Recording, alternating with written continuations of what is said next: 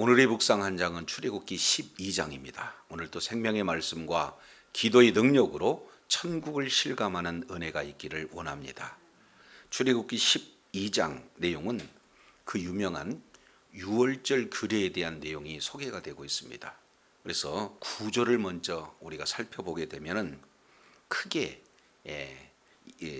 12장 1절부터 14절까지는 유월절에 대한 내용이죠. 유월절 규례에 대한 내용을 말씀하고 있습니다. 이어서 15절부터 20절까지는 무교절 규례에 대한 내용이 소개가 되고 있고요.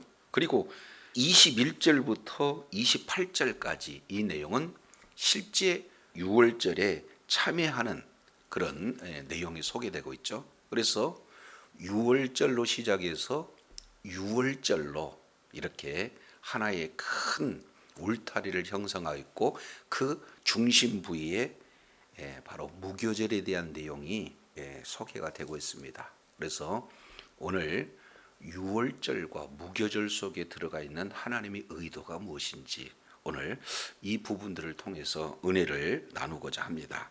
자, 출애굽기 12장 1절 가장 핵심적인 내용이죠. 여호와께서 모세와 아론에게 말씀하셨어요. 어디에서? 애굽 땅에서. 그러니까 무교절의 핵심도 여호와의 말씀으로, 그리고 유월절도 여호와의 말씀으로 출발되어진다라는 것을 우리가 살펴보면서 2절입니다. 이 달을 너희의 달의 시작 곧 해의 첫 달이 되게 하고 이렇게 말씀을 하고 있어요.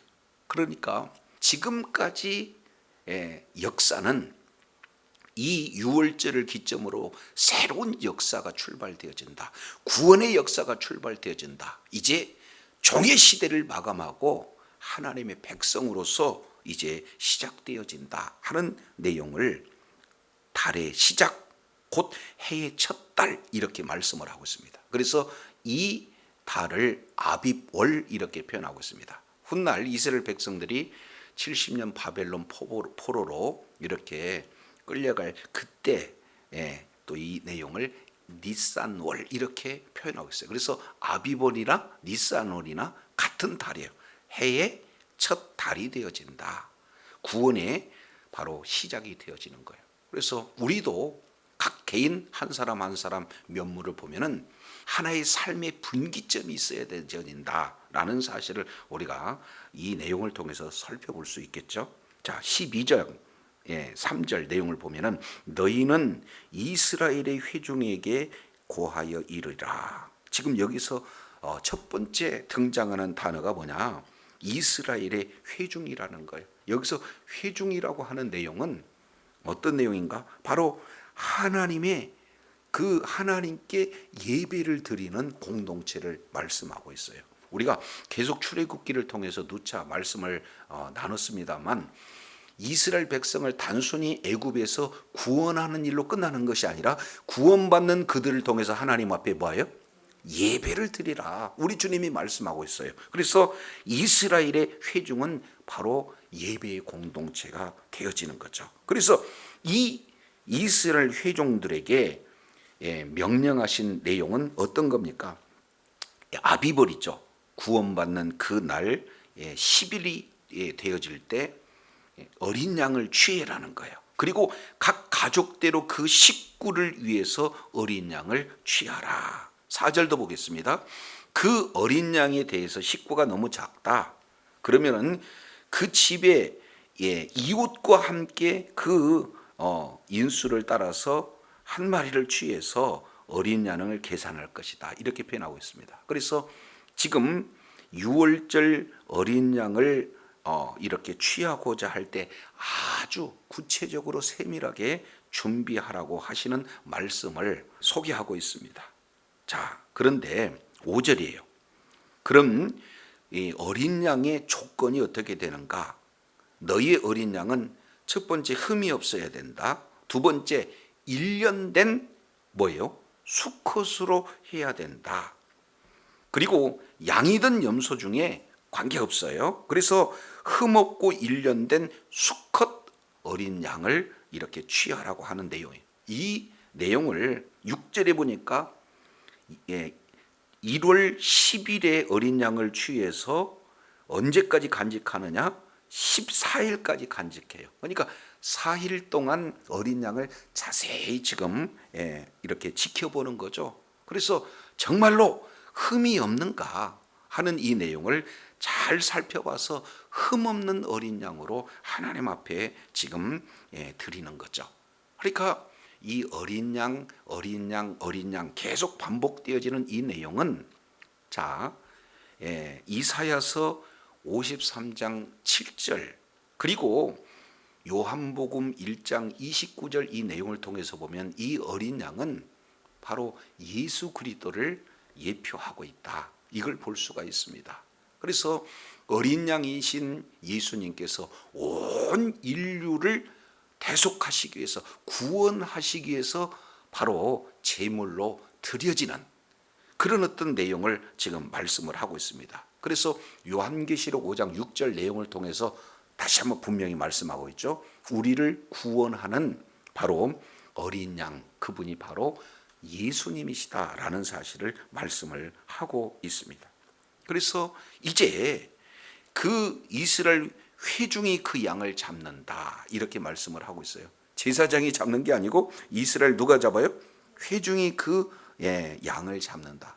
오늘 신약의 개념으로 본다면은 예배를 드리는 자가 누가 되는 거예요?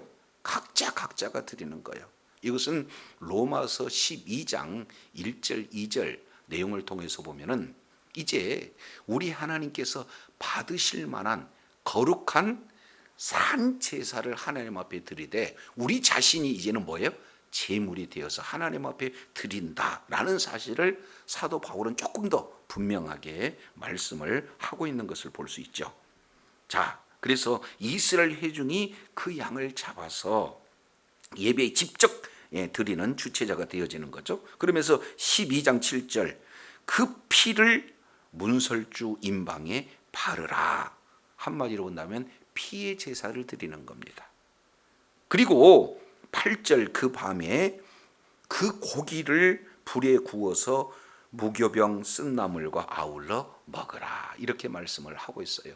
그래서 세 가지 고기를 먹되 무교병과 쓴나물과 함께 먹는다 이 내용을 말씀하고 있습니다. 1차적인 내용으로 본다면 무교병이라고 하는 것은 누룩이 빠진 떡 이 내용은 사실은 먹기 쉽지 않아요. 맛은 없어요. 그러나 이제 급하게 이렇게 먹어야 되기 때문에 누룩을 넣지 않는 무교병을 먹으라는 거죠.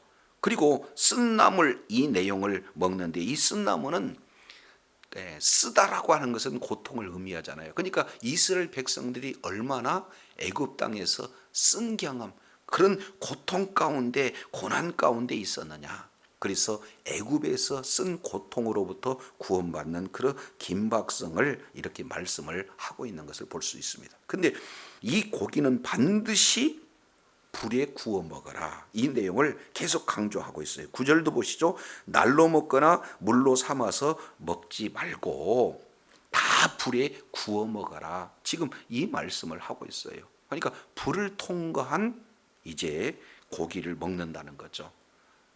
이 내용을 예수님께서는 요한복음에 나의 살을 먹지 않고 나의 피를 마시지 않으면 생명이 없다 이 말씀을 하고 있는 거예요. 그래서 우리는요 예수님을 먹지 않으면 구원이 없다는 거죠. 여기서 예수님을 뭐라고 표현한 거예요? 말씀이신 예수님. 그러니까 우리는 구원의 말씀 그 내용을 우리가 뭐예요? 먹고 소화하는 예수 그리스도를 믿는 믿음으로 우리가 구원을 받는다 하는 사실을 지금 이렇게 말씀을 하고 있는 것을 봅니다. 자, 먹는 방법도 구체적으로 말씀하시죠. 11절 너희는 그것을 이렇게 먹을지니 세 가지 표현으로 말씀하고 있어요. 허리에 띠를 띈다, 발에 신을 신는다, 손에 지팡이를 갖는다. 그러면은 이 세 가지 공통점은 뭡니까? 뭔가 여행을 하는 그런 어떤 자들, 뭔가 전쟁에 임하는 그런 어떤 자들이 지금 취하고 있는 모습과 동일한 겁니다. 먼 길을 여행하든지 아니면 전쟁터에 임하든지 하는 그런 모습이 허리에 띠를 띠고 발에 신을 신고 손에 지팡이를 잡고 그 다음에 중요하죠. 뭐 어떻게 먹으라는 거예요? 급히 먹으라. 바로 진정한 구원은 뭐예요? 급하게 이루어진다는 사실을 이 속에 담고 있습니다. 이것이 여호와의 유월절. 이 유월절이라고 하는 내용은 이미 수차례 말씀을 드렸죠. 이제 사망이 넘어가는 거죠. 저주가 넘어가는 거죠. 재앙이 넘어가는 거죠. 근데 그 유월절이라고 하는 것이 누구의 절기예요? 여호와의 유월절. 그러면 결국 여호와께서 넘어가신다 하는 이 내용이에요. 자, 이 부분을 12절 보시죠. 내가 그 밤에 애굽을 두루 다니며, 여기서 내가 두루 다닌다. 애굽의 온 땅을 두루 다닌다. 그러면 지금까지 첫 번째에서 아홉 번째 재앙까지는 간접 재앙이에요. 그렇지 않습니까? 모세의 지팡이를 통해서, 아론의 지팡이를 통해서, 그리고 표적을 통해서 이렇게 간접적으로 이렇게 재앙을 말씀하셨다면, 이제 이 열 번째 재앙, 이 내용은 뭐예요? 내가 직접 다닌다. 하나님께서 직접 방문하신다는 거예요. 다른 말로 하나님께서 직접 심판하시겠다, 이 말씀을 하고 있어요. 그 유월절의 그 심판에 대한 내용을 크게 두 가지로 이렇게 말씀하고 있습니다. 첫 번째죠. 사람과 짐승을 물어나고 애굽 나라 가운데 처음 난 것을 뭐한다? 다친다. 다른 말로 심판한다는 거예요. 이것은 하나의 육적인 재앙의 모습으로 이렇게 표현이 되고 있습니다. 이어서 두 번째, 이것으로 끝나는 것이 아니에요. 영적인 재앙이 있는데 그것은 뭡니까? 애굽의 모든 신들을 뭐 하신다는 거예요? 벌하신다. 두 가지. 장자는 다 죽인다. 그리고 애굽의 모든 신들은 심판하신다. 벌을 내리신다. 이 내용이 유월절 이 규례 속에 나타나는 두 가지 핵심 주제가 되어진다. 이것을 오늘 말씀을 통해서 소개하고 있습니다. 자, 그러면 여기에서 죽음이 넘어갈 수 있는 유일한 길은 뭡니까? 문설주와 뭐예요? 임방의 피를 바르면, 자 13절, 내가 애굽 땅을 칠 때 그 피가 그 집에 거하는 집에 있어서 너희를 위한 뭐가 된다? 표적이 된다. 그러니까 피는 곧 표적이 되어져요. 그래서 우리 하나님께서 내가 피를 볼 때 너희를 넘어가리라. 여기서 넘어간다는 이 내용이 뭐예요? 유월. 유월 넘어간다. 그래서 재앙이 너에게는 내리지 않는다. 이 말씀을 하고 있어요. 반면 이 사실을 믿지 아니하고, 그리고 또 이 사실을 이렇게 순종하지 않는 애굽 백성들은 어떻게 되는 겁니까? 다 죽게 되어지는 거예요. 그날. 자, 그래서 이런 내용을 바로 기념해라. 이 날을 기념해라. 이 말씀을 하고 있어요. 이것이 바로 여호와의 절기다. 여호와의 절기를 삼아 그때 한 번뿐만 아니라 영원한 규례로 대대히 지킬 것, 이렇게 말씀을 하고 있습니다. 그러니까 사실 여기서 우리가 이제 생각해 볼 수 있는 그런 어떤 내용은, 그때 유월절 날이 매우 중요해요. 근데 그 유월절 날도 중요하지만 우리 주님이 그보다도 더 중요한 것은 그 날을 기념하라는 거예요. 다른 말로 그 날을 계속해서 기억하고 또 뭐 합니까? 기억하게 하는 말씀의 전수, 신앙의 전수가 더 중요하다는 것을 지금 말씀을 하고 있습니다. 그러면 오늘날 이 유월절을 우리가 신약에 있는 우리에게 적용을 해본다면, 오늘날 우리는 죄와 사망의 종로로 타고 있어요. 사탄의 철저한 종이 되었잖아요. 그런데 그 종으로 매여있던 우리를 해방시켜서 이제는 하나님의 자녀의 신분을 바뀌고, 이제는 종이 아닌 뭐예요? 하나님의 자녀로서 그런 자유로운 그런 삶을 주시기 위해서 어떻게 됩니까? 우리 대신, 우리가 마땅히 장자로서 죽어야 됐음에도 불구하고 우리 대신 십자가에서 죽으심으로 우리의 우리를 대속하신 예수 그리스도를 믿는 믿음으로 이제는 우리는 심판이 넘어가게 된 줄로 믿습니다. 재앙이 넘어갔다 그 말이죠. 동시에 이제는 철저하게 십자가에서 사탄과 사탄이 하는 일들을 멸하심으로 이 말씀을 그대로 이루시는 바로 그런 십자가의 은혜를 우리가 영원토록 잊지 않고 기억할 뿐만 아니라 이 내용이 이제 자손 만대 후손들에게 신앙이 전수되어야 된다는 것을 오늘 우리 주님은 여호와의 절기, 이 절기를 영원한 규례로 대대로 지킬 거라고 말씀하고 있습니다. 이런 놀라운 은혜가 저와 여러분의 모든 삶의 현장에 적용되어지는 은혜가 있기를 원합니다. 자, 그러면 21절 보시죠.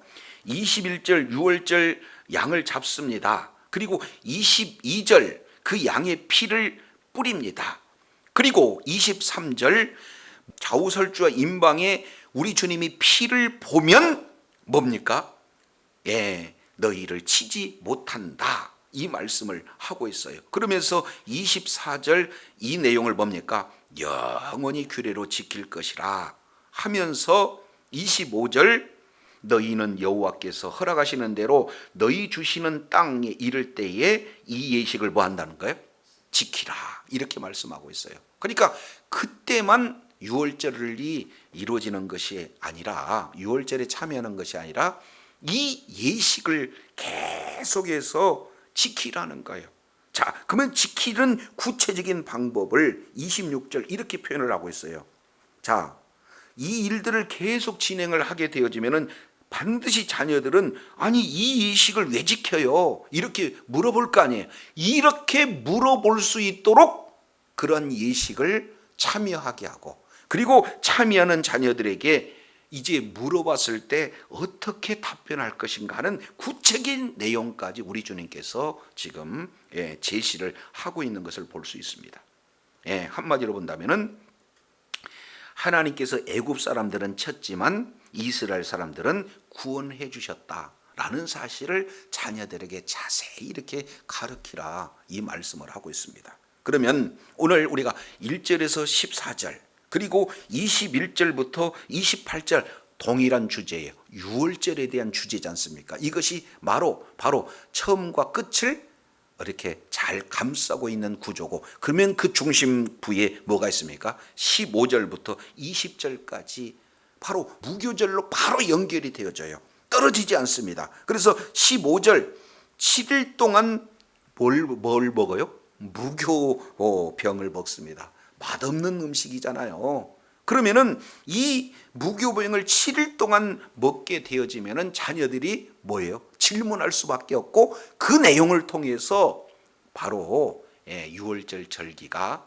자녀에게 자연스럽게 계승되어지는 이 내용들을 말씀하고 있습니다. 자, 그래서 이 내용을 18절 14일 저녁부터 21일까지 7일 동안 무교병을 먹는데 중요한 것은요.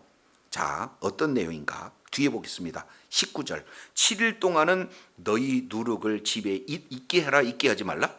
있게 하지 말라 하는 내용이에요. 이 누룩은 뭘 얘기하느냐? 죄를 의미해요. 그래서 이제 그 죄 때문에 예수님이 죽으셨는데 어떻게든지 내 모든 거하는 곳에 있는 활동 범위에 누룩이 있는 것을 다 찾아내는 거죠. 어떻게든지 죄를 멀리하고 죄를 슬퍼하고 어떻게든지 죄에서 벗어나고자 하는 그런 어떤 몸부림, 이런 어떤 내용이 바로 신학적으로는 성화의 삶을 이렇게 말씀을 하고 있습니다. 그래서 구원은 전적인 하나님의 은혜요. 그리고 구원받는 자의 삶은 어떻게 됩니까? 무교절적 삶. 어떻게든지 나를 위해서 십자가에 죽으신 예수 그리스도의 구원의 은혜를 기억할 뿐만 아니라 이제는 다시 이 죄로 말미암아 예수님을 다시 십자가에 달리게 하실 수가 없으니 죄를 미워하고 죄에 대해서 슬퍼하고 죄의 자리에서 벗어난 어떻게든지 말씀대로 살고자 하는 그런 어떤 삶을 지킬 것을 자신뿐만 아니라 이런 삶을 자녀들에게도 신앙을 전수할 것을 우리 주님이 말씀을 하고 있는 것을 보게 되어져요. 그래서 29절부터 이제 36절까지 6월절이 실제 이루어지는 내용이에요. 그래서 30절에 보니까 애굽에서는 큰 이제 울음이 나타나고 있는 것을 보게 됩니다. 그래서 33절에 이제는 제발 좀 나가달라고 이렇게 부탁하는 그런 어떤 내용이 실질적으로 이루어지는 것을 볼 수 있죠. 그래서 오늘 본문의 내용을 통해서 주님 오시는 그날까지 6월절 속에서 6월절 어린 양이신 예수 그리스도로 말미암아 우리가 죄에서 구원함을 받았다. 이제는 사탄의 종이 아닌 하나님의 자녀로서 이제는 우리가 자유로운 그런 몸이 되었다. 이 사실을 우리가 확실히 믿는 믿음 가운데 거할 뿐만 아니라 이제 구원받는 우리는 죄를 슬퍼하고 죄의 자리에서 벗어나서 어떻게든지 주님의 성품대로 닮아가는 성호의 삶을 삶으로 하나님 앞에 존귀하게 쓰임받을 뿐만 아니라 어떻게든지 이 신앙을 자손 후손 만대에 잘 이렇게 말씀 전수를 하는 신앙을 전수하는 그런 어떤 자리에 있음으로 말미암아 여호와의 절기 이 내용에 참여하여 하나님께 영광 돌리고 하나님 앞에 존귀하게 쓰임 받는 복된 은혜 가운데 거해야 될 줄로 믿습니다. 기도하겠습니다. 하나님 아버지, 6월절과 그리고 6월절 사이에 무교절을 백치함으로써 우리 하나님께서 구원의 은혜도 중요하지만 구원받은 이후의 삶이 얼마나 중요한지 오늘 또 구절을 통해서 일깨워 주시니 감사합니다. 이제 6월절 어린 양의 그 은혜로 말미암아 피 뿌리고 그 피의 값을 지불하고 우리를 이제 구원하시는 주님의 놀라운 은혜를 잊지 않고 계속해서 기억할 뿐만 아니라 이제는 그런 구원받는 자로서 어찌하든지 죄를 슬퍼하고 죄를 미워하고 죄의 자리에 있는 것을 슬퍼하고 그 죄의 자리에서 벗어나 어떻게든지 이제는 아버지 하나님의 죄와 관계없는 그런 삶을 살기 위해서 말씀대로 이제 인도함을 받는 그런 어떤 삶을 통해서 예수님을 닮아가고 이런 내용이 신앙의 전수가 잘 이루어져서 하나님 앞에 참으로 존귀하게 쓰임받는 주의 사랑하는 자녀들 다 되게 역사하여 주옵소서. 우리 구주 예수님 이름으로 기도드립니다. 아멘.